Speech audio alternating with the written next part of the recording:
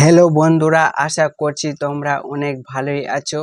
আজকে তোমাদের জন্য রেলওয়ে সমস্ত পরীক্ষার জন্য ওয়ান স্টপ সলিউশন নিয়ে এসেছি। আর এই ওয়ান স্টপ সলিউশন হচ্ছে এস কে ঝা স্যারের ব্রহ্মাস্ত্র বইয়ের সম্পূর্ণ সমাধান বাংলাতে।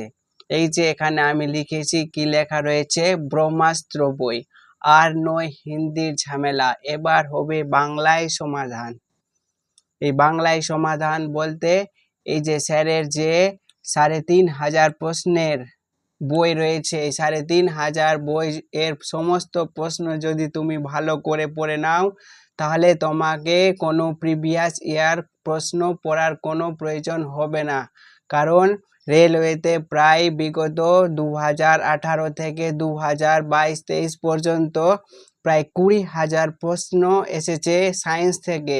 এই 20,000 প্রশ্নকে 3,500 প্রশ্নে কনভার্ট করা হয়েছে, কারণ এই 3,500 প্রশ্ন কিন্তু 20,000 প্রশ্নের সমান। এই যে পড়তে হবে না তোমাদের 20,000 প্রশ্ন, এত মোটা মোটা বই, কোনো বইয়ে 14,000 প্রশ্ন, কোনো বইয়ে 10,000 প্রশ্ন, কোনো বইয়ে 5,000 প্রশ্ন। এত প্রশ্ন পড়ার কোনো প্রয়োজন নেই প্রিভিয়াস ইয়ারের জন্য। শুধু প্রিভিয়াস ইয়ারের জন্য 3,500 প্রশ্ন পড়ে নিলেই হয়ে যাবে তোমাদের প্রিভিয়াস ইয়ার সম্পূর্ণ কমপ্লিট। এই কথাটা আমি বলছি না, এই কথাটা স্বয়ং এস.কে.ঝা স্যারের কথা। এস.কে.ঝা স্যার এর বইয়ে লেখা আছে, इससे पढ़ने के बाद PYQ पढ़ने की जरूरत नहीं है। অর্থাৎ এই বইটা পড়ে নেওয়ার পর প্রিভিয়াস ইয়ার বই পড়ার কোনো প্রয়োজন নেই। অর্থাৎ এই বইটাই হচ্ছে ব্রহ্মাস্ত্র। আর এই বইয়ে প্রায় 3,500 কোশ্চেনেরও বেশি কোশ্চেন দেওয়া রয়েছে। তার সাথে রয়েছে এই বইয়ে প্রায় 700টার মতন প্রশ্ন এনসিইআরটি থেকে। অর্থাৎ এই বইটি যদি তোমরা ভালো করে পড়ে নাও, তাহলে তোমাদের প্রিভিয়াস ইয়ারের সাথে সাথে এনসিইআরটি এক্সাম্পলারের যেসব ইম্পর্টেন্ট কোশ্চেন রয়েছে, সেই বইটাও কিন্তু কমপ্লিট হয়ে যাবে।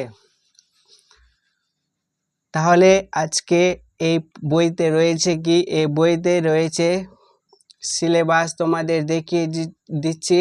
এই বইয়ে কি রয়েছে,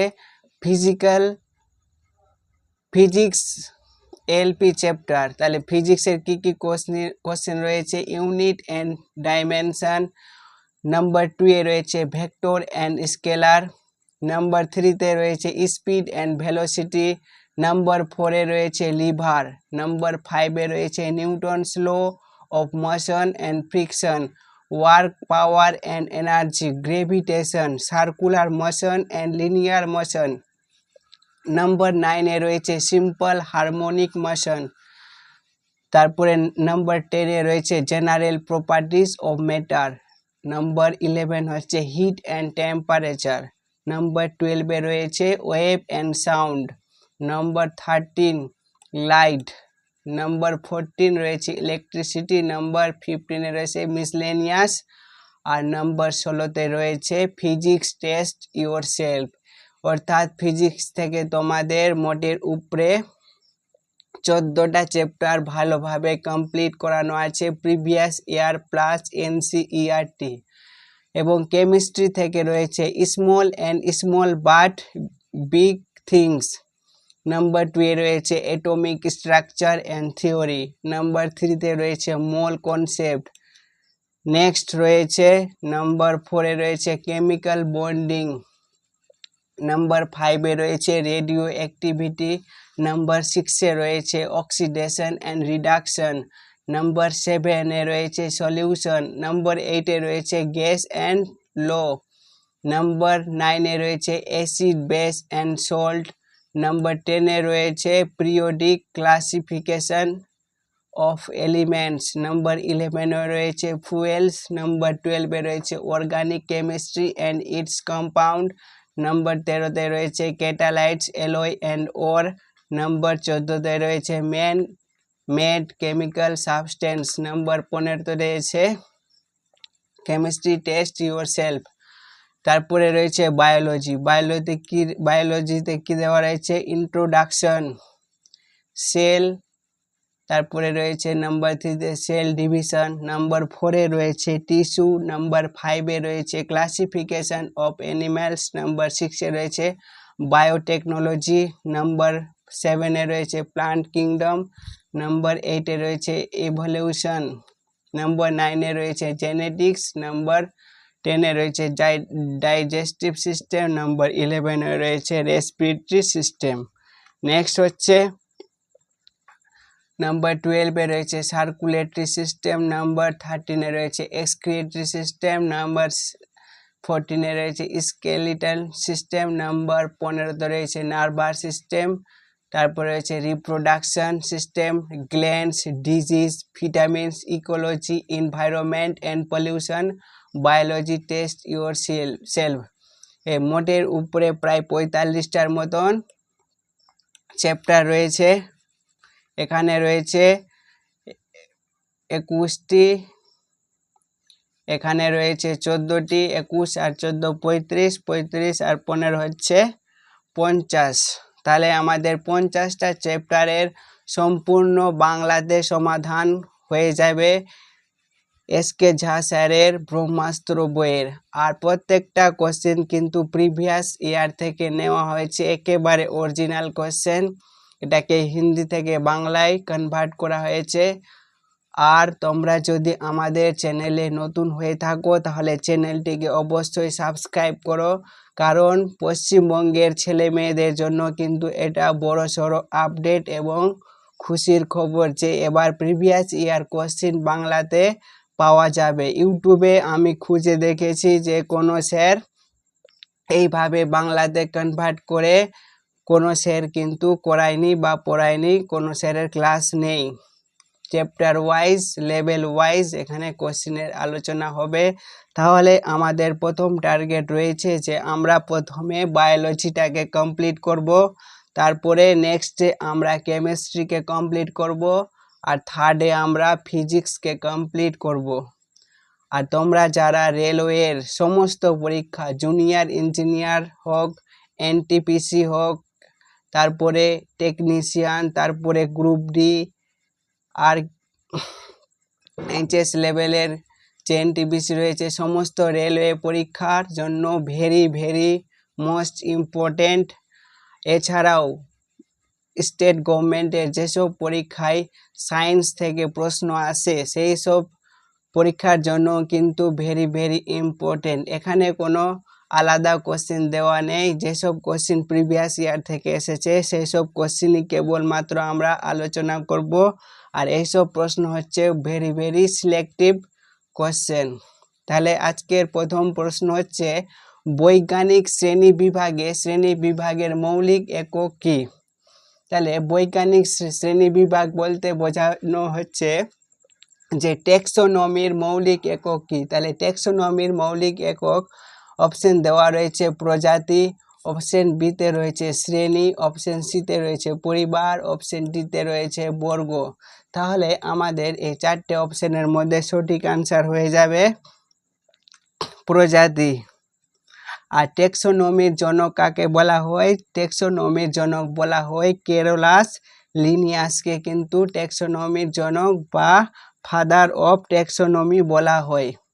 নেক্সট কোশ্চেন হচ্ছে জীবের শ্রেণী বিভাগের অধ্যয়নকে কি বলা হয়? অর্থাৎ যে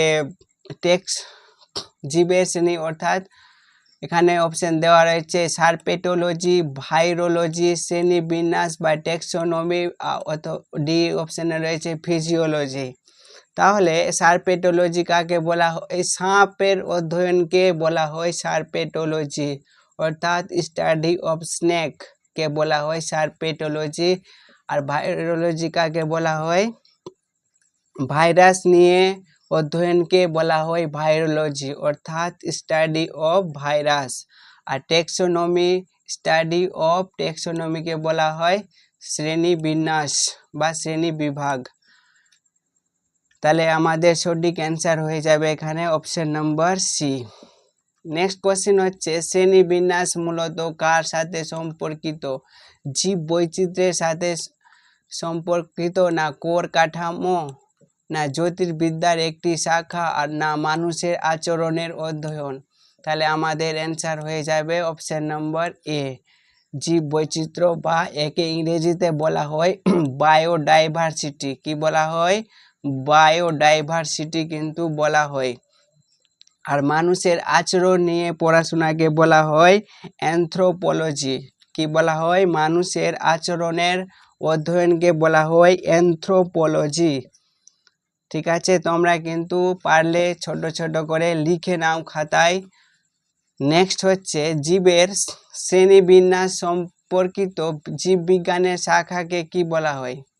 তাহলে জীববিজ্ঞানের শাখাকে বলা হয় শ্রেণীবিন্যাস বা ট্যাক্সোনমি। নেক্সট কোশ্চেন হচ্ছে জীবনের উৎপত্তি সম্পর্কে ওপারিন তত্ত্বের সাথে সম্পর্কিত, অর্থাৎ ওপারিনের থিওরি কি দেওয়া হয়েছিল, বা ওপারিন কোন থিওরিটা দিয়েছে।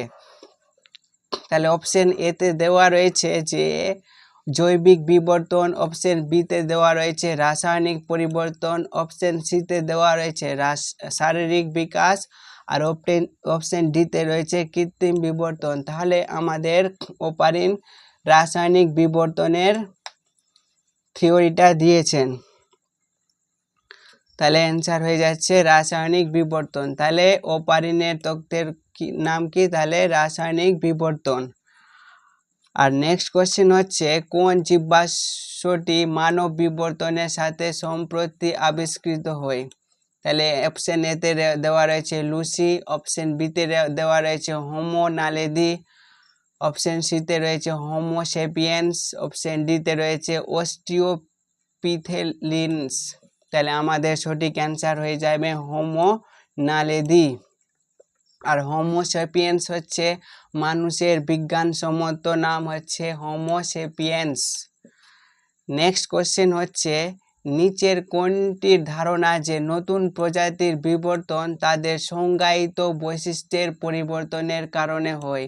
তাহলে অপশন এতে দেওয়া রয়েছে প্রাকৃতিক নির্বাচন, অপশন বিতে রয়েছে মিউটেশন, অপশন সিতে দেওয়া রয়েছে পুনর্বহাল, অপশন ডিতে রয়েছে নন এলোমেলো।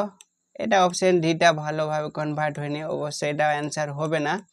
তাহলে ওই তিনটে অপশনের মধ্যে কোনটা হবে? তাহলে প্রজাতির বিবর্তন তাদের কিভাবে হয়? মিউটেশনের দ্বারা হয়। কিসের দ্বারা হয়? মিউটেশন। আর নেক্সট কোশ্চেন হচ্ছে কোন বিজ্ঞানী বিবর্তন তত্ত্ব উত্থাপন করেছিলেন?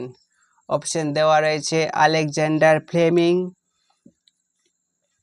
অপশন বিতে দেওয়া রয়েছে আইজ্যাক নিউটন, অপশন সিতে দেওয়া রয়েছে এরিস্টটল, অপশন ডিতে রয়েছে চার্লস ডারউইন। তাহলে আমাদের সঠিক অ্যান্সার হয়ে